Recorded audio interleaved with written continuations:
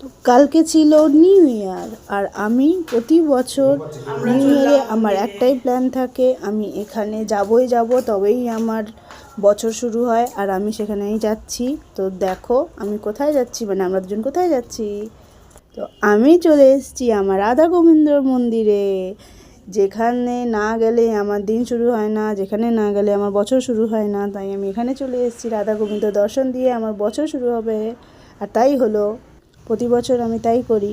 আমার কোনো প্ল্যান থাকে না, আমি শুধু রাধা গোবিন্দর মন্দিরে যাই বা আরও অন্য কোনো মন্দিরে যাই, মায়ের মন্দির বা আরও অন্য মন্দিরে, কিন্তু এছাড়া আর কোনো প্ল্যান থাকে না। আর এই যে বড় ভক্ত প্রণাম করছে পর্দা টেনে দেওয়ার পরে, মানে ঠাকুর ঘুমানোর পরে, তারপরে আমি চলে গেলাম আমার এক বান্ধবীর সাথে দেখা করতে।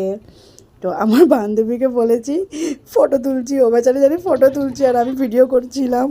লুকিয়ে ভিডিও তুলতে গিয়ে ও পরে জেনে গেছে, এই নিয়ে আমরা হাসাহাসি করছি। আর এবার রোহানের ইচ্ছে হয়েছে কিছু খাওয়ার, তো আমরা চলে গেছি একটা রেস্টুরেন্টে। এবার ও ডিসাইড করতে পারছে না কী খাবে, যাই হোক ফাইনালি ডিসাইড করলো যে ও এগ চিকেন রোল খাবে।